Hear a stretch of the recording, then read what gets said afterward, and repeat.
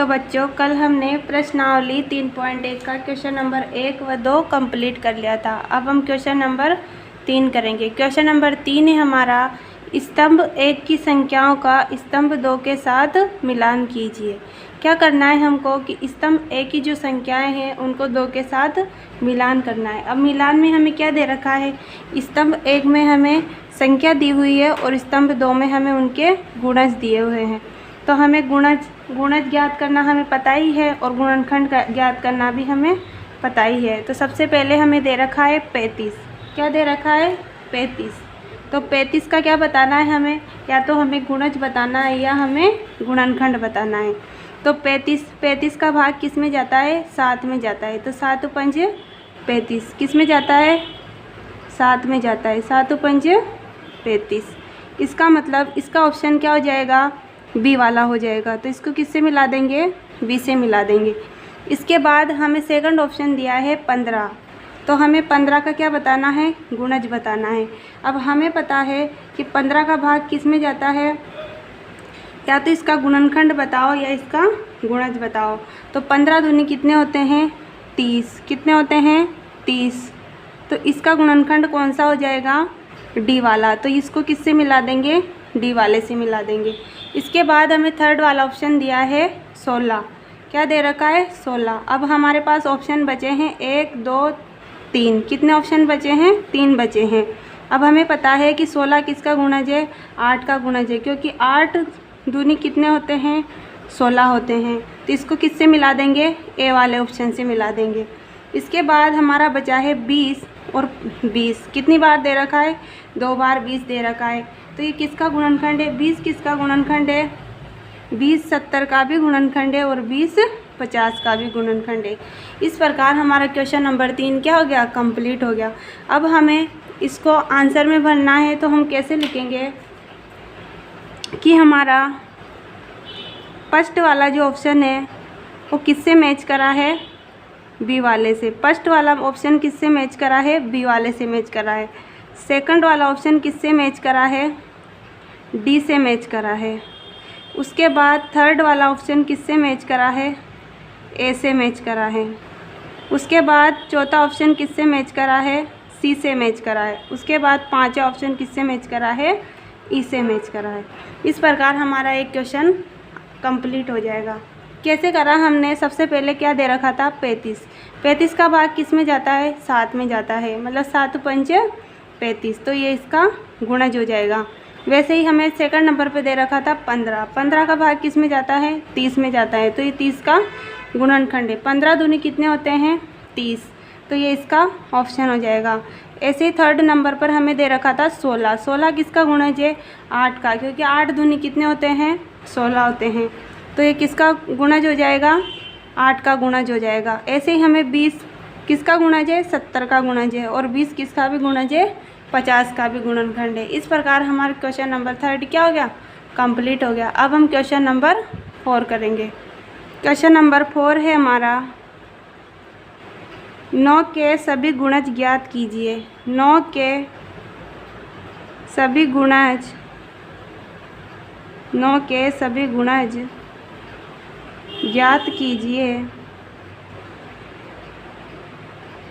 जो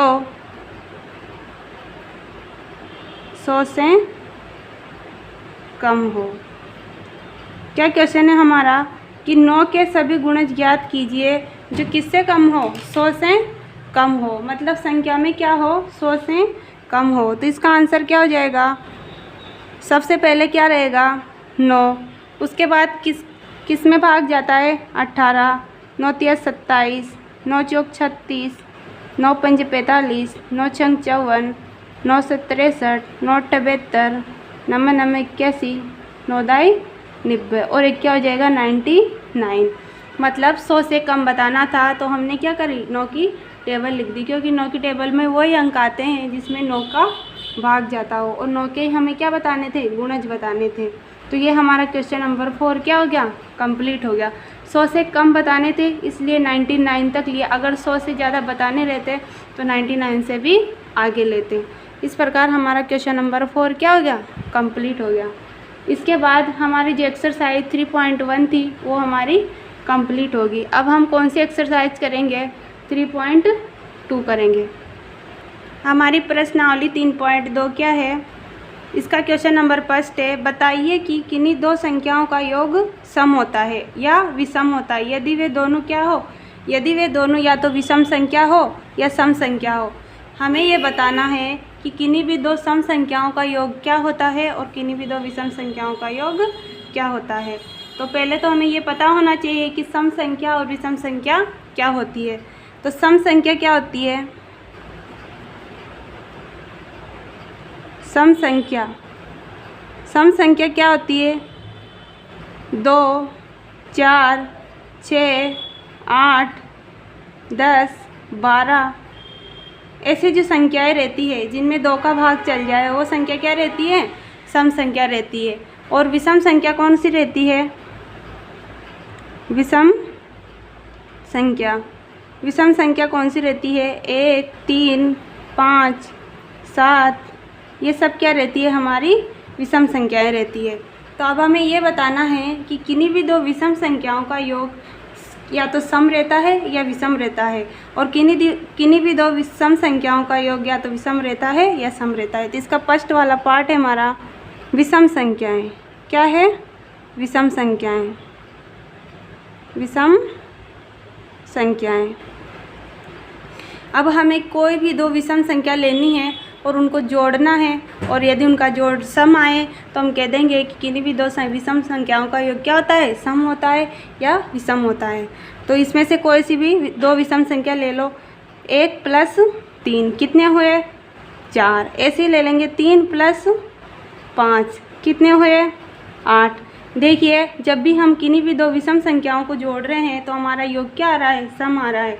ऐसे 3 व 5 भी क्या है? विषम संख्या है। जब इनको जोड़ रहे हैं तो हमारा योग क्या आ रहा है? सम आ रहा है। तो इसका आंसर क्या हो जाएगा? जब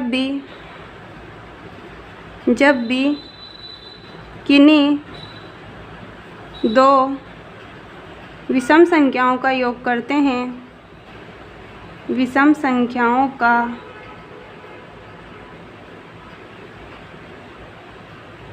योग करते हैं तो हमें एक सम संख्या प्राप्त होती है। क्या प्राप्त होती है? एक सम संख्या प्राप्त होती है। सम संख्या प्राप्त होती है। ये हमारा इसका आंसर हो जाएगा। इसके बाद दिया है इसका सेकंड पार्ट सम संख्याएं। मतलब यदि दो सम संख्याओं को जोड़ेंगे तो हमें क्या एक सम संख्या प्राप्त होगी या विषम संख्या प्राप्त होगी। तो इसका सेकंड पार्ट दे रखा है हमें सम संख्याएं। अब हमें किन्हीं भी दो सम संख्या को लेना है और उनको जोड़ना है। सबसे पहले क्या ले लेंगे? एग्जाम्पल के लिए 2 + 4 कितने आए? 6। ऐसे ले लेंगे 4 + 6 कितने आए? 10। देखिए जब भी हम किन्हीं भी दो सम संख्याओं को ले रहे हैं तो उनका योग हमें क्या प्राप्त हो रहा है? सम संख्या ही प्राप्त हो रहा है। तो इसका आंसर हम क्या लिख देंगे कि जब भी किन्हीं दो सम संख्याओं को लेते हैं और उनका योग करते हैं तो हमें क्या प्राप्त होता है? सम संख्या प्राप्त होती है। क्या लिख देंगे? जब भी किन्हीं दो सम संख्याओं का योग करते हैं, सम संख्याओं का योग करते हैं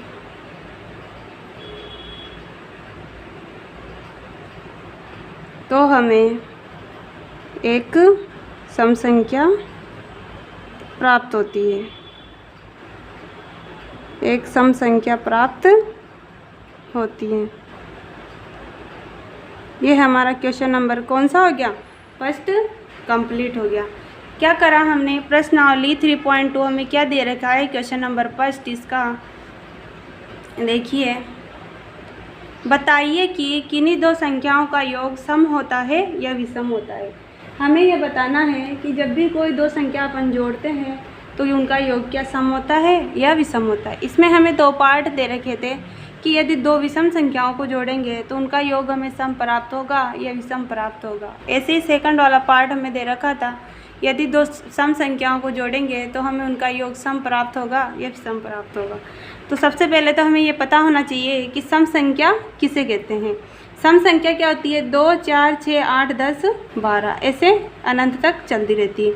ऐसे विषम संख्या क्या रहती है? 1, 3, 5, 7 जिसमें स्वयं का भाग जाए। अब विषम संख्या को जोड़ना है, तो विषम संख्या ले ली अपन ने 1 और 3। जब इसको जोड़ा तो हमें एक सम संख्या प्राप्त हुई। क्या प्राप्त हुई? 4। ऐसे ही हमने 3 + 5 ऐसे ही दो सम संख्याओं को लिया, जब इनको जोड़ा तो क्या प्राप्त हुआ? 8। ये भी क्या प्राप्त हुआ? सम प्राप्त हुआ। तो हमने क्या कह दिया कि जब भी किन्हीं दो विषम संख्याओं का योग करते हैं तो हमें क्या प्राप्त होती है? एक सम संख्या प्राप्त होती है। ऐसे ही हमने दो सम संख्याएं ली, सेकंड पार्ट दे रखा था हमें सम संख्याएं। तो ऐसे ही हमने दो सम संख्याएं ली 2 + 4। जब इनका योग करा तो हमें प्राप्त हुआ 6। और सेकंड हमने लिया 4 + 6, कितना प्राप्त हुआ? 10। ये भी एक सम संख्या है।